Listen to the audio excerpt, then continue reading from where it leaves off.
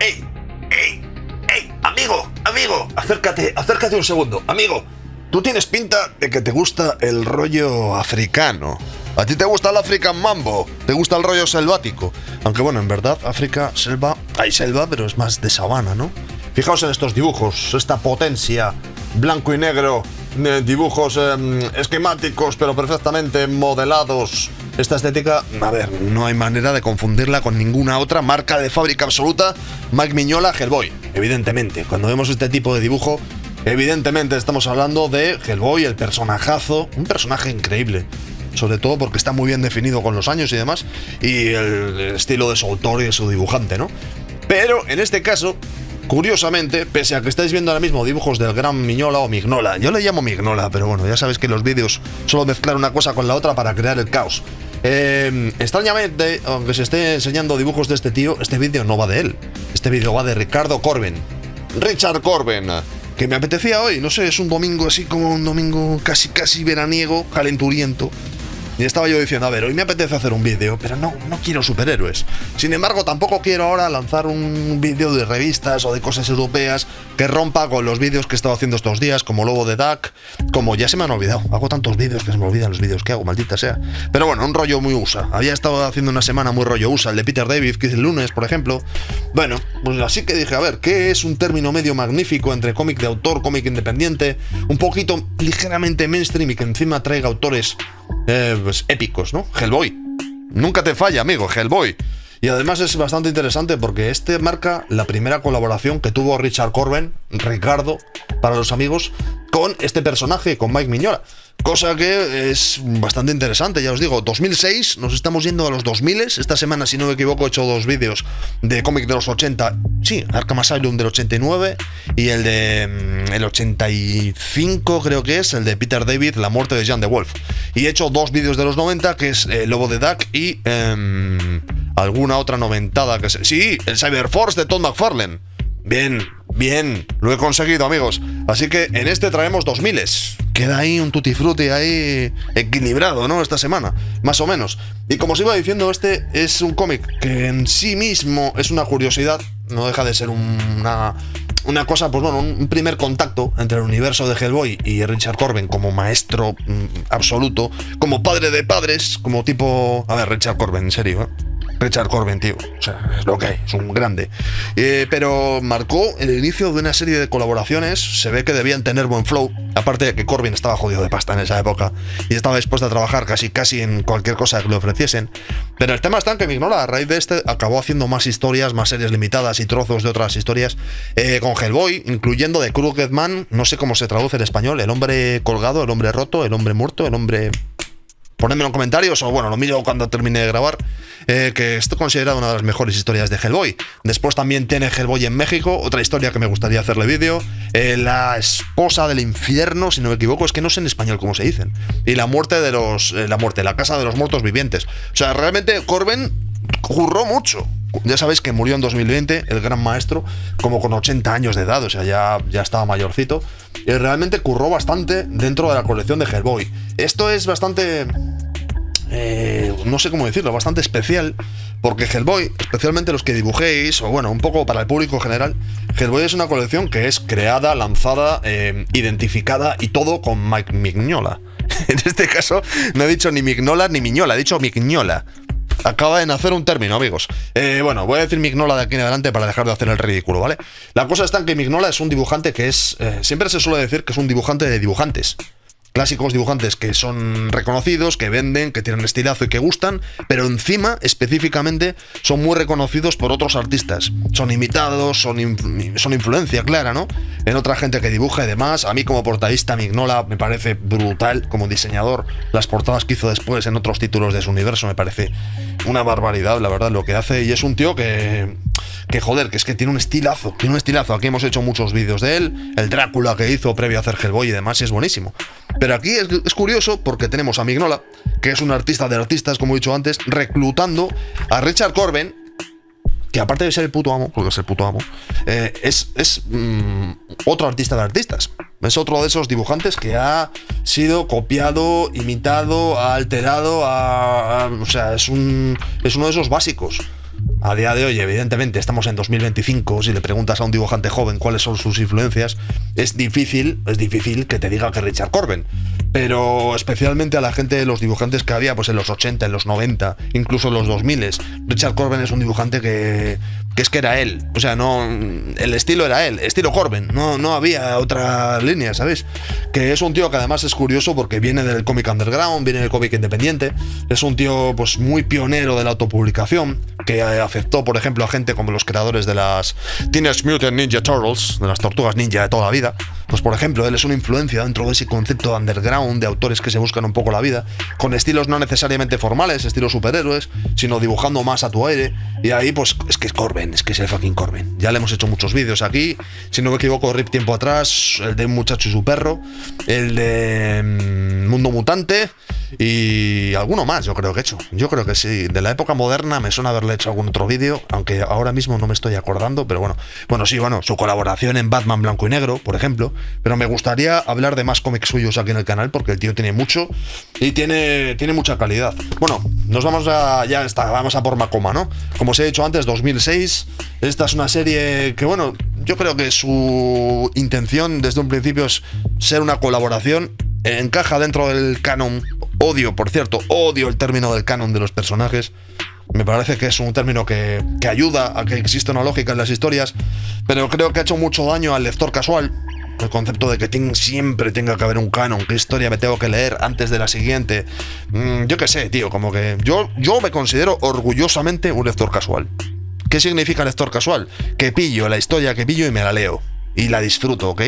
Si después tengo que buscarme la vida para saber qué ha pasado antes o qué sucederá después, o este personaje de dónde ha salido o qué ha pasado, pues lo hago. Pero yo qué sé, tío, no me tiro horas documentándome antes de leerme un cómic. Si me llama la atención, lo pillo y me lo leo. Súper casual. Hay que autodenominarse de alguna manera. Bueno, el tema está en que, ya os digo, que encaja en el canon, pero no es que si no te lo lees no te enteras de historia de Hellboy, ¿vale? Bueno, empezamos con un club de exploradores en Nueva York. Como veréis, el primer dibujante que tiene es Hellboy. Hellboy hace las portadas, bueno, una de las portadas, la otra es esta, que es de Corben, muy buena. Recordemos que este Corben es un Corben sesentón, amigos míos. Esta es la fase tardía. Richard Corben es el jefazo desde muy finales de los 60 y años 70 y 80.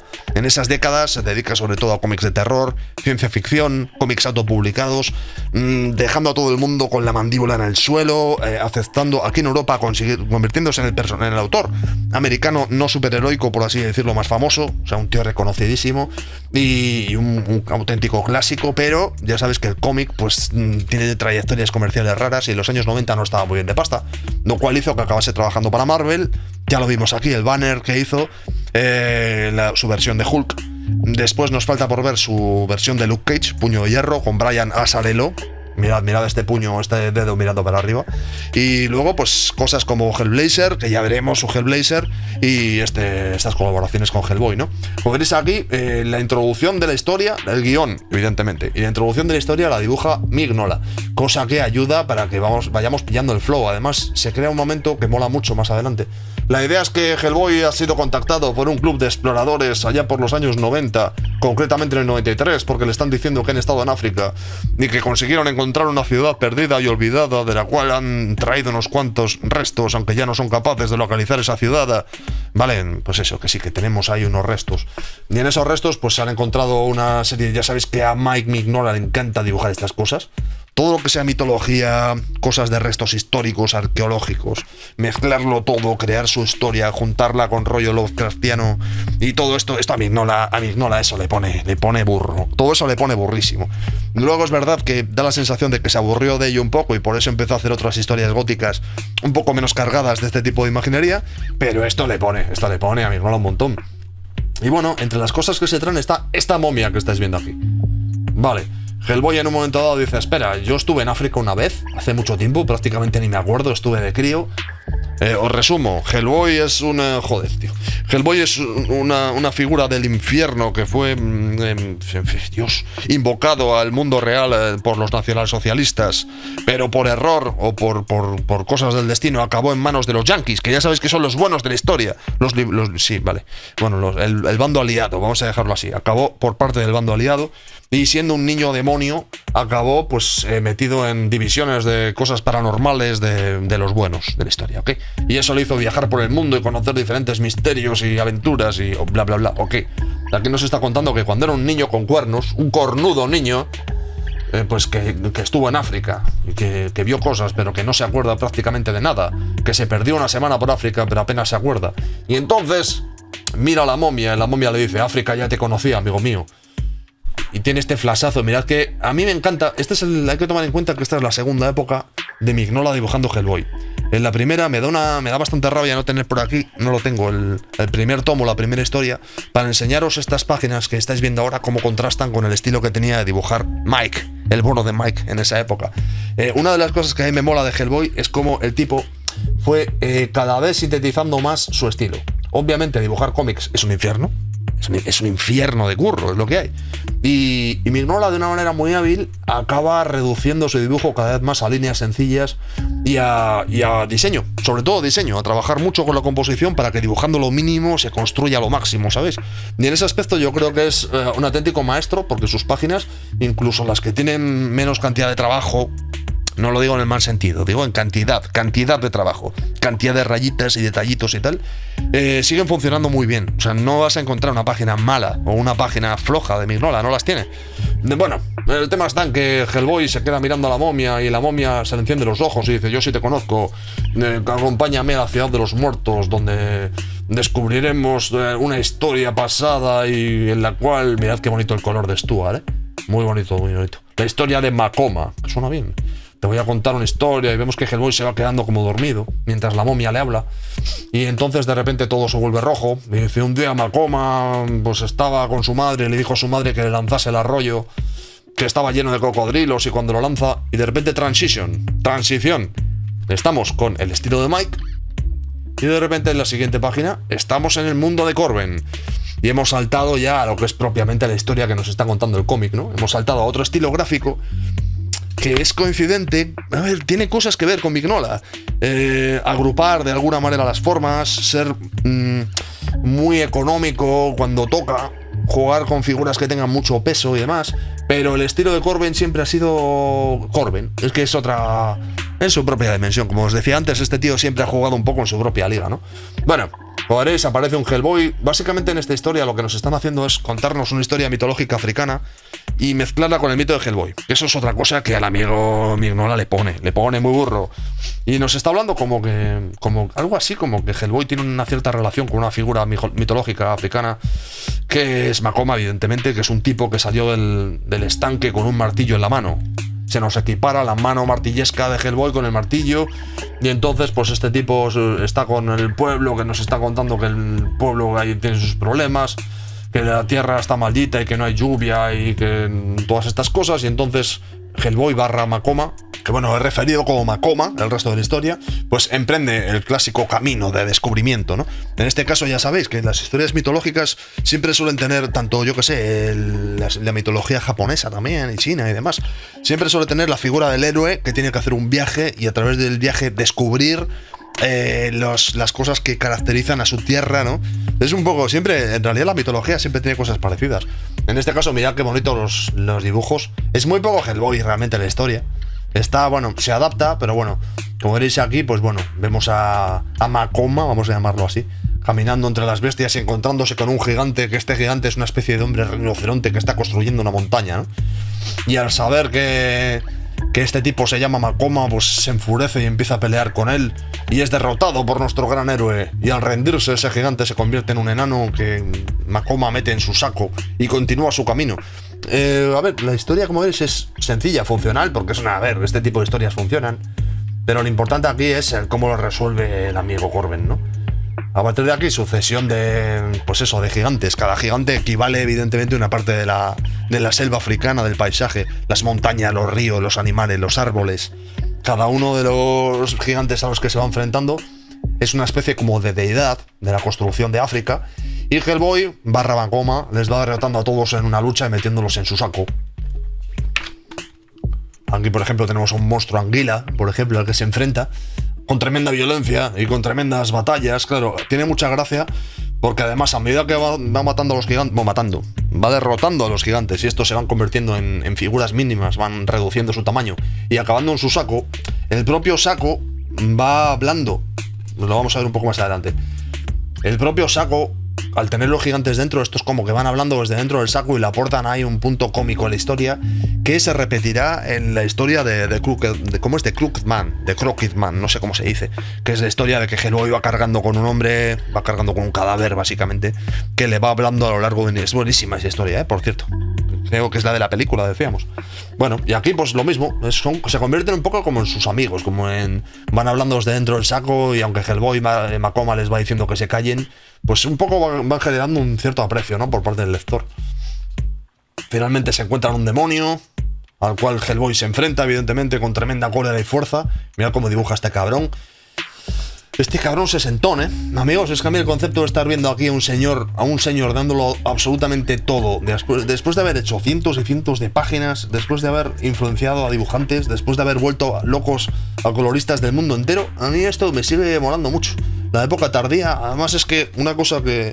Esto es semipolémico.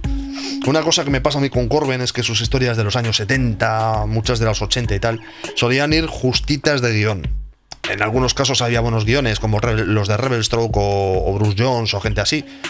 Que, a ver, es gente es gente consistente. Es gente que evidentemente está bien escrita y muchos de sus guiones estaban basados en buenas ideas. Pero muchas veces el dibujo o las ganas de representar gráficamente las cosas de Richard Corben opacaba un poco lo que es propiamente la historia, ¿no? Y da la sensación de que en estos años 90... ya Richard Corben no es el rey del mambo. De hecho, muchos de sus lectores, los lectores que pudieran tener aquí Hellboy, seguramente ni lo conocerían, porque eran, yo que sé, jovencitos dinámicos, ninjas y mutantes de los 90. Y aquí es como que está mucho más ceñido al guión. Y eso ayuda a que este Corben se centre en narrar, se centre en ser eficaz. Y para mí, magia. Para mí eso hace magia, especialmente cuando trabaja con Azzarello. Creo que estar sometido a un guión, que seguramente es algo que en su mejor época no le gustaba, aquí le sienta excepcionalmente bien. Bueno, a ver, como iréis viendo, pues os sigo enseñando dibujos, ¿no? Hellboy barra Macoma se sigue encontrando con cosas, en un momento dado le ofrecen ir al paraíso, se encuentra que este no es más que un mundo zombie. Mirad ahí la transición. El típico dibujo de Corben ahí, que parece simple pero no es tan simple. La magia. Vale. Lo cual le lleva a una especie como de guerra con un ejército de hormigas gigantescas que nos habla de que es una guerra que se prolonga 100 años. ¿Cómo dibujar algo difícil de una manera que parezca fácil? Y bueno, finalmente vemos como que el jefe de este ejército se acaba rindiendo y le dice, bueno, pues dame eso que llevas, que no lo he contado antes, pero bueno, es el demonio.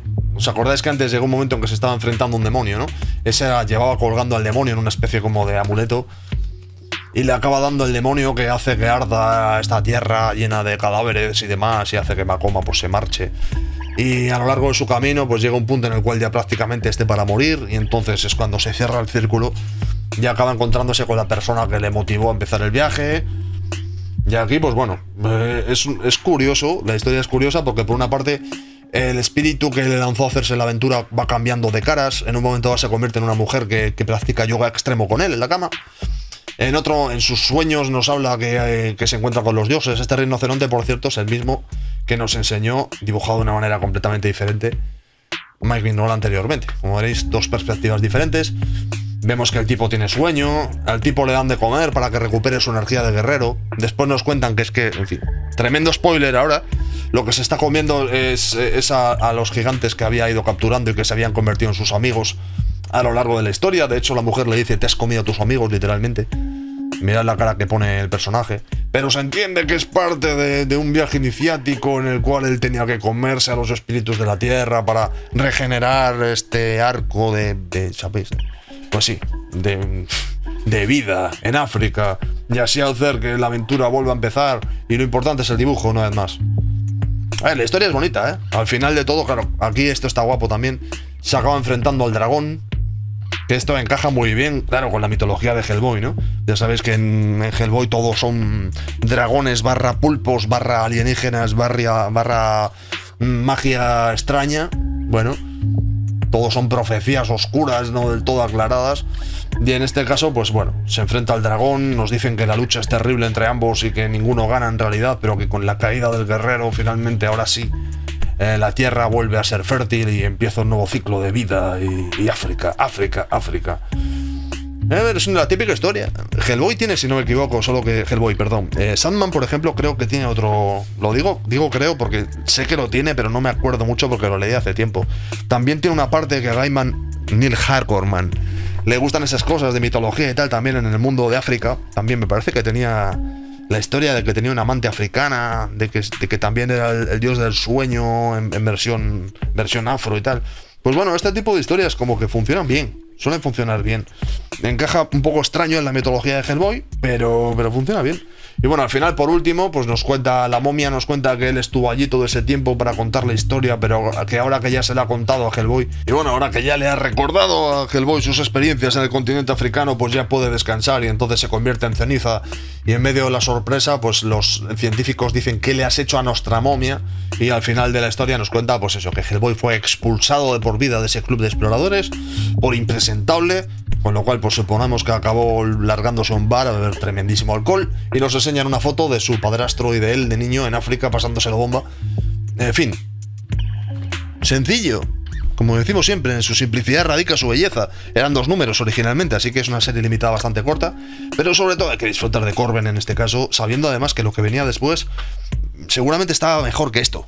O sea que ya os digo, es que a mí, joder, el concepto de pensar que este hombre solamente en su fase tardía ya dibujó mejores cómics que la mayoría de gente en toda su carrera, a mí, ¿qué queréis que os diga? Solamente me genera tremendísimo respeto. ¿Qué opináis? ¿Qué opináis de Hellboy dibujado por Corben? ¿Lo habéis leído? ¿No lo habéis leído? ¿Os gusta? ¿No os gusta? ¿Sois fans de Hellboy? Por lo contrario, ¿es una colección que os cuesta entrar? Ponedme en los comentarios, así como cualquier cosa que os pase por la mente. Ideas peregrinas, veraniegas, prácticamente ya a estas alturas de la vida. En fin, ya sabéis que es lo mejor. La interacción en el canal es sin duda alguna lo mejor. Así como, ya sabéis, el me gusta magnífico, el no me gusta largo de aquí, violencia espectacular. Suscríbete, que te estoy señalando con potencia. Comparte esto, que seguro que hay gente a la que le gusta, ¿no? Lo he dicho muy rápido hoy, pero bueno, es que había que ir eficaz. Necesitamos 2 palabras para despedirnos hoy, que van a ser Richard Corben, y ya está bien. Y se acabó. Richard Corben. Sí, ¿no? A ver, Richard Corben. Venga.